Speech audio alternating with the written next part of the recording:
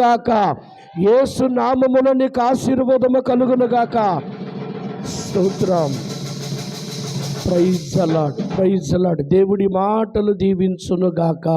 ఈ ప్రార్థన ఆలకించును గాక. మనందరికీ విజయం ఇచ్చును గాక. మంచిది. మీ అందరికీ గ్రేస్ నూలైపు మినిస్ట్రీస్ తరపున చేరొచ్చిన మీ అందరికీ సంఘము తరపున, సహవాసము తరపున, మినిస్ట్రీస్ తరపున, నా కుటుంబము తరపున అందరికీ రెండు చేతులు జోడించి మీ అందరికీ వందనాలు తెలియజేస్తున్నా. వాక్యము చాలా ఇంపార్టెంట్గా వినాలి. ఉదయం జరిగిన ఆరాధన బట్టి ప్రభుకే స్తుతి కలుగునగాక. ఈ సాయంకాల సమయమందు ఒక హాఫ్నవరు, ఒక అర్ధగంట వాక్యము చాలా శ్రద్ధగా వినాలని ప్రభు పేరిట రెండు చేతులు జోడించి సంఘానికి నేను వందనాలు తెలియజేస్తున్నా. పరిశుద్ధ గ్రంథములో నుంచి హెబ్రీలకు రాసిన పత్రిక గ్రంథకర్త తెలియజేస్తున్న మాట పరిశుద్ధ గ్రంథములో నుంచి చూడండి ఒక్కసారి.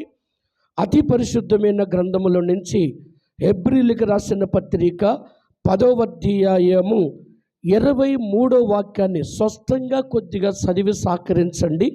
ప్రభు మాట చాలా నమ్మదగినది. దేవుని వాగ్దానము చాలా నమ్మదగినది.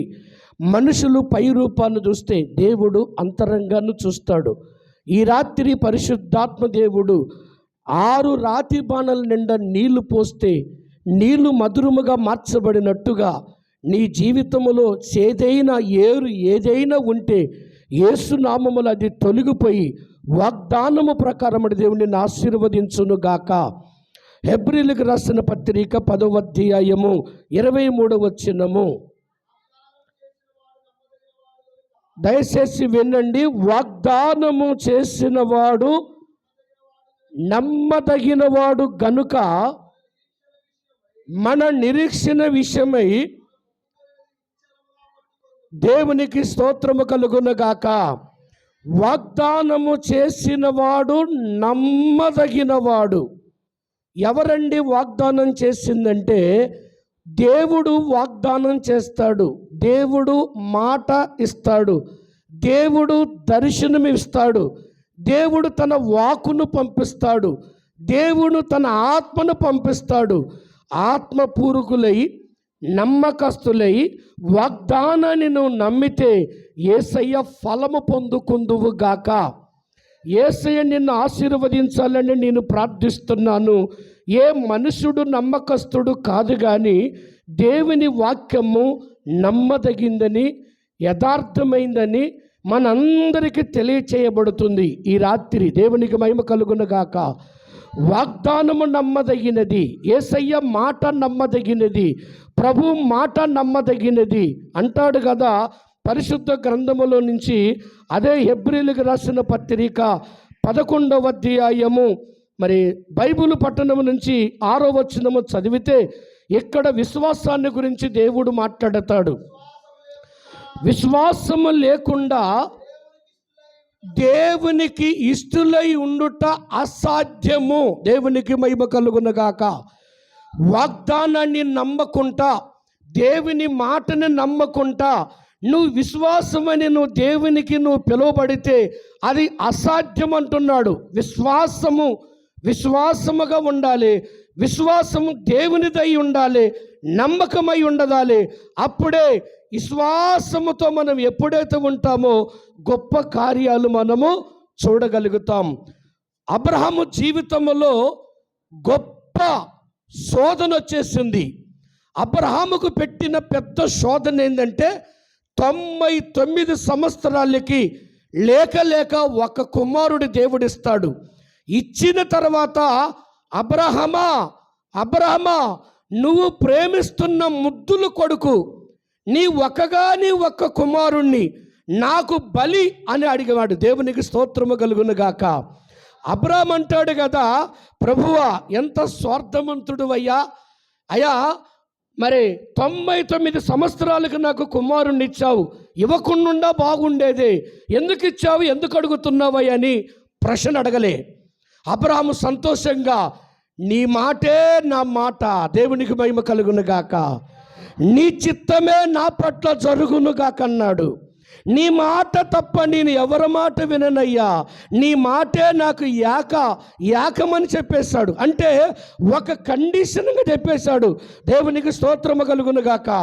అబ్రహాముతో ఇచ్చిన మాటను బట్టి అబ్రహాము తప్పకుండా తన కుమారుని బలి అర్పించేశాడు. కానీ బలికి అర్పించినప్పటికీ అబ్రహాము కుమారుడి బలి తీసుకోలేదు. ఎందుకో తెలుసా?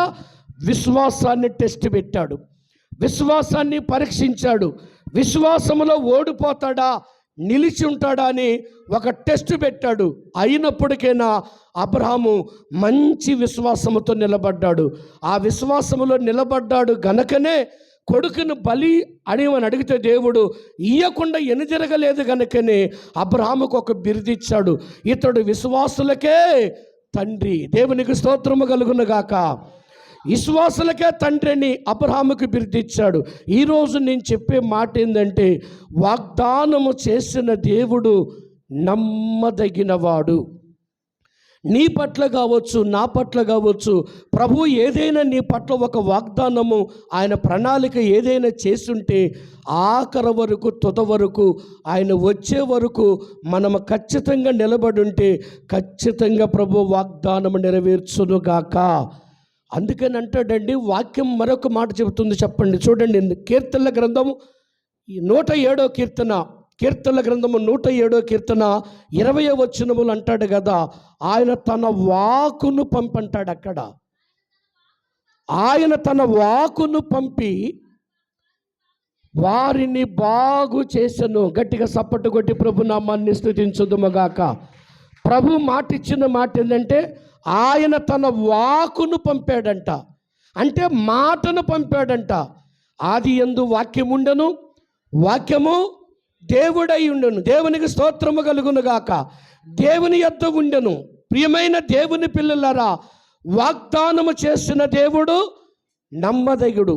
నువ్వు గర్భములో ఉన్నప్పుడే, రూపింపక మునిపే యేసయ్య నిన్ను ఆశీర్వదించాడు. దేవునికి స్తోత్రము కలుగును గాక. యేసయ్య నిన్ను దీవించాడు, నిన్ను ఏర్పరచుకున్నాడు. యేసయ్య నిన్ను పేరు పెట్టి పిలిచిన దేవుడు. దేవునికి స్తుతి కలుగును గాక. అందును బట్టి వాగ్దానాన్ని నమ్మండి, వాకును నమ్మండి. ప్రభు నమ్మకస్తుడు. ఆయన తన వాకును పంపి వారిని బాగు చేసెను. ఇంకా కొంచెం కింద చదవండి, ఎంత మంచిగా ఉంటుందో వాక్యము. ఆయన వారి పడిన గుంటలో నుండి వారిని విడిపించెను. తర్వాత ఆయన కృపను బట్టి ఏదైనా ఆశ్చర్య కార్యాలు చేయగలిగిన సమర్థుడు. ఎవరి కృపను బట్టి? దేవుని కృపను బట్టి, దేవుని మహిమను బట్టి, దేవుని చిత్తాన్ని బట్టి, దేవుని మాటను బట్టి ఏమైనా చెయ్యగలడు. ఆయనే ఏదైనా చెయ్యగలడు. ఆయన తెలుపును నలుపు చేయగలడు, నలుపును తెలుపు చేయగలడు. అందుకని ఒక మాట అంటాడు, లేని వాటిని ఉన్నట్టుగా పిలవని చెప్పేస్తాడు. బలవంతుడైన దేవుని మాట, ఆయన తన వాకును పంపుతాడంట, వారిని బాగు చేస్తాడు. వారు పడిన గుంట, ఏ గుంట? దొంగ ఊబి లేదా వ్యాధి, సమస్య, ఇబ్బంది అనే గుంటలో పడుంటే దేవుడు ఈ రాత్రి ఆ గుంటలో నుంచి దేవుడు నిన్ను తప్పించునుగాక. ఆ నాశనకారమైన తెగుల్లో నుంచి దేవుడు నిన్ను విడిపించునుగాక. ఆ మరణకారమైన వ్యాధి నుంచి దేవుడు నిన్ను స్వస్థపరచునుగాక. ఆయన వాకును పంపుతాడండి, ఆయన వాకును పంపుతాడు. దీనికి వాక్యము మీకు అర్థం కావాలంటే తన వాగ్దానాన్ని నమ్మండి, తన మాటను మనము నమ్మాలి. యేసయ్య మాట జీవపు ఊట, బంగారుపు బాట, వజ్రాలు మూట. నిజమే కదా? ఆయన మాట చేత చనిపోయిన లాజర్ని బయటికి రమ్మని చెప్పేశాడు. దేవునికి మహిమ కలుగును గాక. అంటే సజీవుడు గుండా మనిషితో చెప్పినట్టు, బ్రతికున్న మనిషితో మాట్లాడినట్టు, ఇంట్లో ఉన్న మనిషిని బయటికి పిలిచినట్టు, లాజరు బయటికి రా. ఎవరినండి ఈ మాటతో ఎవరితో మాట్లాడాడు? చనిపోయిన లాజరుతో, బ్రతికున్న మనిషితో మాట్లాడినట్టే ఉంది మాట. కానీ చనిపోయి నేటికి 3 దినాలు అయినప్పటికైనా లాజరు ఆయన మాట చేత లేచి బయటికి వచ్చెను. దేవునికి మహిమ కలుగునగాక. ఆయన మాట నమ్ముతున్నారా? ఆయన వాగ్దానాన్ని నమ్ముతున్నారా? ఆయన చిత్తానుసారంగా నడుస్తున్నారా? ఆయన చిత్తమే నెరవేర్చునని మీరు ప్రార్థన చేస్తున్నారా? ప్రియమైన దేవుని బిడ్డలారా, సంగమా, ఈ రాత్రి పరిశుద్ధాత్మ దేవుడు నీతో నాతో మాట్లాడే మాట, ఆయన వాగ్దానము చేసిన దేవుడు నమ్మదగిన దేవుడు. నమ్మదగిన దేవుడు. ఏ మనుషుడు నమ్మదగిన వాడు కాదు, దేవుడు మాత్రమే నమ్మదగినవాడు. ఇంకా మనం చూస్తండి, అదే హెబ్రీయులకు రాసిన పత్రిక చూడండి. హెబ్రీయులకు రాసిన అధ్యాయముల నుంచి మనం చదివితే 11వ అధ్యాయం పరిశుద్ధ గ్రంథముల నుంచి 11వ అధ్యాయము ప్రభు మాట్లాడుతున్న మాట 17వ వచనం చూడండి. ఏవండి, అబ్రహాము శోధింపబడి విశ్వాసమును బట్టి, దేవునికి స్తోత్రము కలుగునుగాక. అబ్రహాము శోధింపబడి, అబ్రహాము తన కుమారుణ్ణి బలి అర్పగించబడ్డాడు. అంటే విశ్వాసము ద్వారాగా మనం ఏదైనా ప్రారంభించాలంటే విశ్వాసముతోటే ప్రారంభించాలి. దేవుని మాటలోనే మనం నమ్మకంగా ఉండాలి. ఆయన వాగ్దానాన్ని మనం తీసుకోవాలి. ఆయన మాటని మనము నమ్మాలి. ఈ రాత్రి యేసయ్య మాట వాగ్దానాన్ని మీరు నమ్మండి. ప్రభు మిమ్మల్ని ఆశీర్వదించునుగాక, ప్రభు మిమ్మల్ని దీవించునుగాక అని ప్రార్థిస్తున్నాను. నా మాట జీవము కలిగినదంటాడు, నా మాట సత్యము కలిగినదంటాడు, నా మాట అగ్ని వంటిదని చెబుతాడు, నా మాట సాకలవాని చేతుల్లో సబ్బు లాంటిదని చెబుతాడు. ప్రభు మాట మన జీవితాలని మార్చే మాట. ఆయన వాగ్దానం చేసిన దేవుడు నమ్మదగిన దేవుడు. ప్రతి సంవత్సరం మనము జనవరి 1కి ఏం చూసుకుంటామండి? ఏం తీసుకుంటాం చెప్పండి? వాగ్దానం తీసుకుంటామండి. కొంతమంది వాగ్దానం కొనుక్కుంటారు, వాగ్దానాన్ని కృపతో తీసుకుంటారు, వాగ్దానాన్ని నమ్మి ప్రార్థన చేసుకుంటారు. వాగ్దానానికి ముందు ఒక 6 నెలలు కావచ్చు, 8 నెలలు కావచ్చు, ఒక 5 నెలలు, 3 నెలలు ప్రార్థన చేస్తారు. ప్రభువా, ఈ సంవత్సరం నాకు ఏ వాగ్దానం ఇవ్వబోతున్నవయ్యా? నీ మాటే నా పట్ల జరగాల ప్రభువా, నీ వాగ్దానము నాకు కావాలని చాలామంది భక్తులు అటువంటి వాళ్ళు, ప్రార్థన పరులు అటువంటి వాళ్ళు దేవుని వాగ్దానం కొరకు, క్యాలెండర్ల కొరకు, నూతన వాగ్దానాల కొరకు ప్రార్థన చేస్తారు. ఎందుకో తెలుసా? అడగంది దేవుడు మనకి ఇవ్వడండి, అడిగితే దేవుడు ఇస్తాడండి. దేవునికి మహిమ కలుగునగాక. మనం అడిగితే దేవుడు ఏం చేస్తాడు చెప్పండి? ఇస్తాడండి. ఏమిస్తాడు? నువ్వు అడిగిన దాన్ని ఇస్తాడు. అంటే నమ్మదగిన దేవుని సన్నిధిలో నువ్వు ప్రార్థన చేసి అడిగితే ఖచ్చితంగా దేవుడు ఆ ఫలమును నువ్వు పొందుకుందువుగాక. హల్లెలూయా. జనవరి 1కి మనం వాగ్దానం తీసుకుంటాం. అలాగనే ఆ వాగ్దానంతో పాటుగా ఇక్కడ ఈ వాగ్దానం దేవుడు మాట్లాడుతున్నమాట. దేవుడిచ్చిన వాగ్దానం ఏదైనా ఉంటే, దేవుడిచ్చిన వరం ఏదైనా ఉంటే, దేవుడు మాట్లాడిన మాట ఏదైనా ఉంటే, అప్పుడప్పుడు ఆ వాగ్దానాన్ని ఎత్తిపట్టుకొని మనం ఏం చేయాలంటే ప్రార్థన చేయాలి. ప్రభు సన్నిధులు మనం ప్రార్థన చేయాలి. ప్రభువా, ఇగో ఈ వాగ్దానం నాకు ఇచ్చావు నాయనా, నీ మాట మా పట్ల నెరవేర్చు నాయనా, అది జరిగించమని మనం ఏం చేస్తున్నామంటే మనం ప్రార్థన చేస్తూనే ఉంటాం.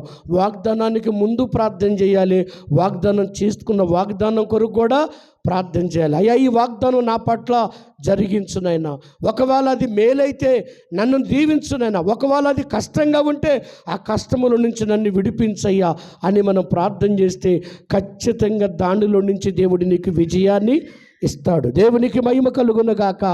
హల్లెలూయా, హల్లెలూయా. చేతులెత్తి ఒకసారి యేసయ్యకు స్తోత్రాలు చెబుదాం. అదే 11వ అధ్యాయం పరిశుద్ధ గ్రంథములో నుంచి మరి 20వ వచనం ఒక్కసారి చదవండి. విశ్వాసమును బట్టి అమ్మా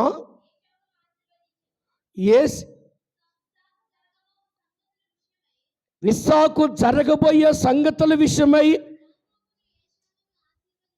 దేవునికి స్తోత్రము కలుగునుగాక. ఆశీర్వదించాడా? ఆశీర్వదించలేదా? విశ్వాసముతో మనం కలిగి ఉంటే దేవుడు ఏం చేస్తాడు చెప్పండి? ఆశీర్వదిస్తాడు, దీవిస్తాడు, ఫలింపు చేస్తాడు. దేవునికి మహిమ కలుగునుగాక. వాగ్దానము నమ్మదగిందని, దేవుని వాక్యము యథార్థమైందని, ఆయన మాటని మనం వినాలని ప్రభు పేరిట మీకు నేను తెలియజేస్తున్నాను. అలాగని అంటాడు కదా, పరిశుద్ధ గ్రంథముల నుంచి యెషయా గ్రంథము 61వ అధ్యాయం తీయండి ఒకసారి. యెషయా గ్రంథం 61వ అధ్యాయంలో ప్రభు మాట్లాడిన మాటను కూడా మనం చూద్దాం. ప్రభు ఈ రాత్రి అక్కడ కూడా ఏం చెబుతున్నాడు మనం విందాం. దేవుడు నమ్మకదగిన వాడు గనక నిన్ను నన్ను ఆశీర్వదించేవాడు, నిన్ను నన్ను దీవించేవాడు, కృపతో నడిపించేవాడు. ఆయన కృప మనందరి మీద బహుగా విస్తరించునుగాక. ఒకసారి 2 చేతులు ఎత్తి దేవునికి స్తోత్రాలు చెప్పుదాం. బిగ్గరగా సపోర్టు కొట్టి ప్రభు నామాన్ని స్తుతించుదాం. దేవునికి స్తోత్రము కలుగునుగాక. హల్లెలూయా, హల్లెలూయా. 61వ అధ్యాయము మరి మొదటి వచనం చదవండి దయచేసి. ప్రభు అయిన యెహోవా ఆత్మ నా మీదికి వచ్చి ఉన్నది, దీనులకు శుభవర్తమానం ప్రకటించుకుని యెహోవా నన్ను అభిషేకించును, నలిగిన హృదయము గల వారిని దృఢపరచుటకును, చెరలో ఉన్న వారికి విడుదలను, బంధింపబడిన వారికి విముక్తిని ప్రకటించుటకును. చాలండి, దేవునికి మహిమ కలుగునుగాక. అంటే దేవుడంట నలిగిన హృదయాలను ఏం చేస్తాడండి? తెప్పరిల్ల చేస్తాడు. అంటే ఆయన మాట నలిగిన వారిని, ఆయన మాట కుంగిపోయిన వారిని, ఆయన మాట పడిపోయిన వారికంట జీవం ఇస్తుందంట. నమ్మితే గట్టిగా సపోర్టు కొట్టి ప్రభు నామాన్ని స్తుతించుదుముగాక. ఆయన మాట ఎంత యథార్థమని చెబుతున్నాడంటే అంత బలమైందని దేవుని వాక్యము మనతో మాట్లాడుతున్నాడు. నలిగిపోయి ఉండారా? ఏవండి, కుంగిపోయి ఉండారా? పాడైపోయి ఉండారా? లేదు చెదిరిపోయి ఉండారా? లేదు అప్పులు పాలై ఉండారా? అయితే దేవుడి మాట నీకు వాగ్దానంగా ఇస్తున్నాడు. ఏమని ఇస్తున్నాడంటే నలిగిన హృదయం. ఏ హృదయం అంటే ఈ హృదయం అనుకున్న పేరు ఒకసారి చెబుతారా? అమ్మ చెప్పండి రా. నలిగిన హృదయాన్ని ఏం చేస్తానన్నాడు? తెప్పరిల్ల చేస్తానన్నాడు. అంటే తేటపరుస్తున్నన్నాడు, బలపరుస్తున్నన్నాడు, ఆరోగ్యం ఇస్తున్నన్నాడు, వ్యాధిని తొలగిస్తున్నన్నాడు, ఇబ్బందులు తొలగిస్తున్నన్నాడు, అప్పులు తీరుస్తున్నన్నాడు. నువ్వు నిందల్లో ఉంటే దేవుడు నిన్ను దాంట్లో నుంచి పైకి లేవనెత్తుందని మాట్లాడుతున్నాడు. పైకి లేవనెత్తుతాడు. దేవునికి స్తుతి కలుగునుగాక. మరొకసారి ఆ మాటను చూడండి, నలిగిన హృదయం అనే మాటను చూడండి. ఒక మాట, దృఢపరచుటకును, చెరలో ఉన్నవారికి విడుదలను. అంటే చెరలో ఉండవారంట. చెరలు అంటే ఏంటండి? కష్టమా? చెర అంటే ఏంది? చాలా శ్రమతో కూడింది కదా. దేవునికి స్తుతి కలుగునుగాక. ప్రియమైన దేవుని బిడ్డలారా, మనకు చెర అంటే లేదంటారా? ఇబ్బంది అనేది లేదంటారా? కష్టం అనేది లేదంటారా? చెప్పండి ఒకసారి. చాలామంది ఇబ్బందులు ఉండే వాళ్ళు ఉన్నారు, శ్రమలో ఉండేవాళ్ళు ఉన్నారు, చెరలో ఉండేవాళ్ళు ఉన్నారు, ఏమంటే బంధకములో ఉండేవాళ్ళు ఉన్నారు. అయితే నువ్వు ఉంటే ఉండొచ్చుమో కానీ దానిలో నుంచి విడుదలిచ్చే దేవుడు మాత్రం ఒక ఆయన ఉన్నాడు. దానిలో నుంచి తప్పించి నిన్ను నడిపించే దేవుడు ఒక దేవుడు నీ పట్ల ఉన్నాడని ప్రభు పేరిట మీకు నేను తెలియజేస్తున్నాను. ఇంకొక మాట అంటాడు కదా, అదే 60వ అధ్యాయము మరి మొదటి వచనం చదివితే అక్కడ ఒక మంచి మాట దేవుడు మనతో మాట్లాడుతున్నాడు. యెహోవా మహిమ నీ మీద ఉదయించినది. దేవునికి స్తుతి కలుగునుగాక. ఏ మహిమ అంటే ఇది? యెహోవా మహిమ నీ మీద ఉదయించునుగాక. లెమ్ము తేసిరిల్లుము, నీకు నాకు వెలుగు వచ్చి ఉన్నది. చీకటిలో ఉన్నవారికి యేసయ్య ఎలుగుగా మార్చబడ్డాడు బిడ్డ. అంధకారములో కూర్చున్న నీకు ఆయన మరి గొప్ప వెలుగుగా మార్చబడ్డాడు. నీ మీద, నా మీద, ప్రజల మీద ఆయన ఉదయిస్తున్నాడు. ఆయన ప్రకాశిస్తున్నాడు. ఆయన ప్రజలందరినీ నడిపిస్తున్నాడు. దేవునికి స్తోత్రము కలుగునుగాక. అంటాడు కదా, చూడండి 49వ అధ్యాయం యెషయా గ్రంథము. ఇక్కడ ఒక మంచి మాట అంటాడు. 49వ అధ్యాయము మరి మంచి మాట చూద్దాం. చూడండి 15వ వచనం ఒక్కసారి చదవండి బిడ్డలారా. స్త్రీ తన గర్భమును పుట్టిన బిడ్డను కరుణింపకుండా తన సంటి పిల్లను మరుచున, వారైనా మరుచుదురుమ కానీ నేను నిన్ను మరవనని చెప్పాడు. గట్టిగా సప్పటి కొట్టి ప్రభు నామాన్ని స్తుతించుదుముగాక. దేవుడు నిన్ను ఏం చేస్తానన్నాడు? మరవని అంటున్నాడు. నువ్వు మరచినా, నువ్వు విడిచినా, నువ్వు రాకుండా యేసయ్య నిన్ను నడిపిస్తాడు. నీతో మాట్లాడిస్తాడు, నీ అవసరాలు తీరుస్తాడు. ఏమండి, స్త్రీ తన కడుపును పుట్టిన బిడ్డ కరుణింపకుండున్నట్టు తన తల్లి వారినైనా మరుస్తారేమో కానీ నేను నిన్ను మరవను. దేవునికి స్తోత్రము కలుగునుగాక. హల్లెలూయా, హల్లెలూయా, హల్లెలూయా. మరొక్కసారి మళ్ళీ చదివిస్తాను, నేను ముగిస్తా దయచేసి చూడండి.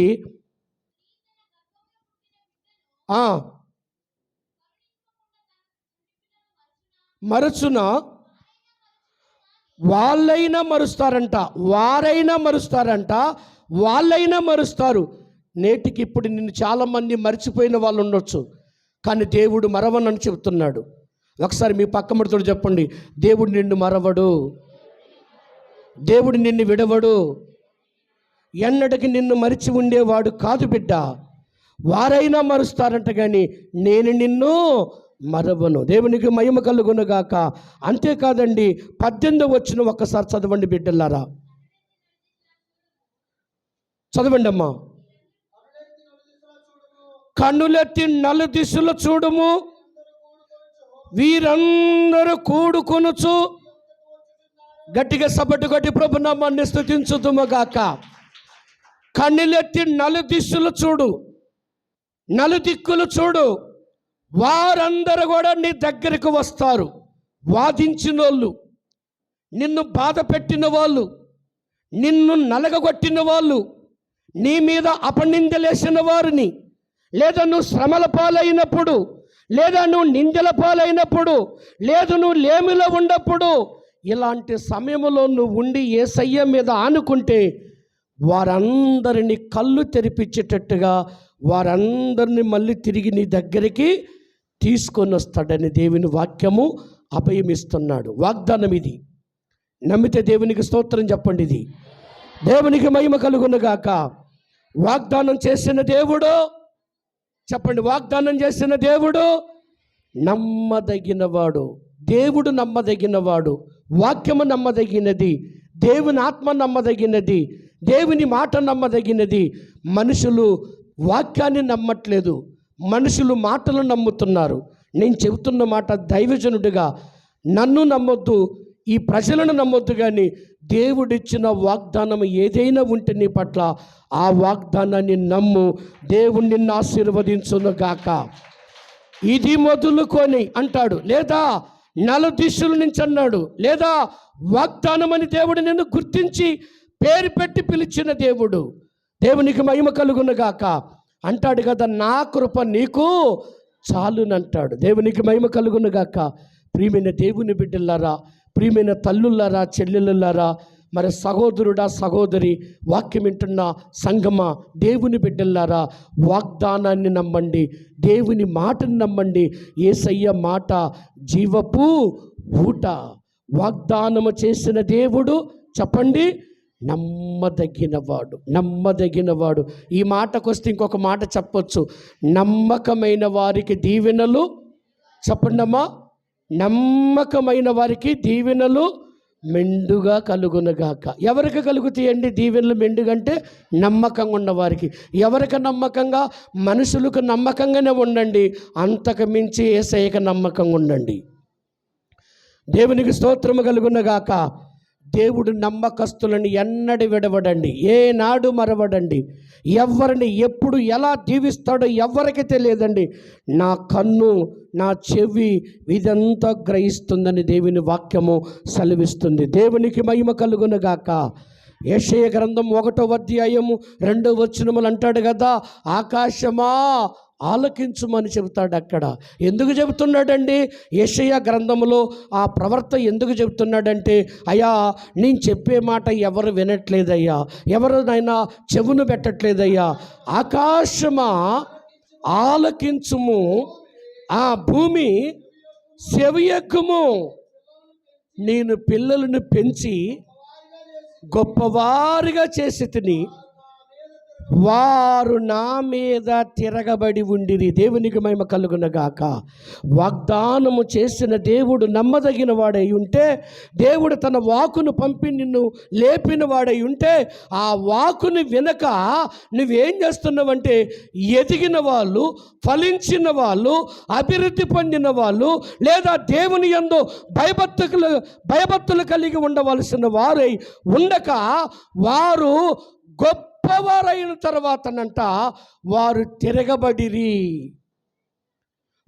తిరగబడి మాట్లాడిరి. అంటే నేను వాళ్ళని పెంచి పెద్ద చేశాను. దేవునికి మహిమ కలుగునగాక. ప్రియమైన దేవుని బిడ్డలారా, దేవుని మాట నమ్మండి, వాక్యాన్ని నమ్మండి, విశ్వాసముతో ఉండండి, నమ్మకంగా ఉండండి. అబ్రహాము జీవితంలో చేసిన మేలు మీ జీవితంలో జరుగునుగాక. అబ్రహామును ఆశీర్వదించిన దేవుడు మనందరినీ ఆశీర్వదించునుగాక. ఏవండి, బైబిల్లో చాలామంది విశ్వాసము ద్వారాగానే వాగ్దానపూర్వకంగా వాక్యానుసారంగా నడిచారు కాబట్టి వాళ్ళ స్థితి మొదట కొంచెం ఉండకపోవడానికైనా తుదకి మహా అభివృద్ధి పొందినట్టుగా మనము చూస్తున్నాం. నలిగిన హృదయాలని లేదా కుంగిపోయిన వారిని ప్రభు ఏం చేస్తున్నాడంటే దృఢపరుస్తున్నన్నాడు, బలపరుస్తున్నన్నాడు, నడిపిస్తున్నన్నాడు. ఇగో ఈ మాటలు దేవుడు నిన్ను దీవించి నడిపించును గాక. ఒక్కసారి రెండు చేతులు మీ కుడివైపు నుండి వారి మీద, ఎడమ వైపు నుండి వారి మీద దేవుడు నిన్ను దీవించును గాక అని చెప్పేసండి. దేవుడు నిన్ను ఆశీర్వదించును గాక అని చెప్పండి. దేవుడు నిన్ను దీవించి ఆశీర్వదించి విస్తరింప చెయ్యును గాక. నీ సంతానాన్ని ఇసుక రేణి వల్లే చెయ్యును గాక. నీ బిడ్డల దేవుడు దీవించినట్టుగా నడిపించబడును గాక. నువ్వు దీవించబడి నడిపింపబడుదువు గాక. దేవుని కృప పొందుకుందువు గాక. దేవుడి మాటలు దీవించును గాక. తలలు ఉంచుదాము, కళ్ళు మూసుకుందాం, ప్రార్థన చేసుకుందాం. ఈ మాటలు దేవుడు దీవించి మహాగణుడా, సర్వాధికారి, సర్వాంతరంగి, ఉన్నత స్థలముల మీద నివసించున్నవాడా, నీ ఘనమైన నామములకి నైనా వందనాలు ప్రభువా. ఇదిగోనైనా ఈరోజు నీ మాట నమ్మదగిన మాట ప్రభువా. నీ వాగ్దానమునైనా నమ్మదగినది ప్రభువా. నువ్వు మాటిస్తే తప్పుకునేవాడు కాదయ్యా.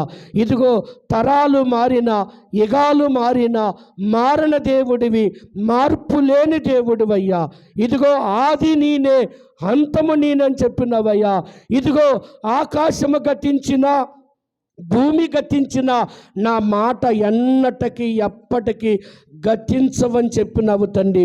నీ మాట జీవపు ఊట గనక వాగ్దానమునైనా మా పట్ల, నా పట్ల, సంఘ పట్ల మీరు ఏదైతే మాకు నాయన అప్పగించారో అది నెరవేర్చబడునుగాక. యేసు నామమున దీవించండి ఆక. Praise the Lord. Hallelujah, hallelujah.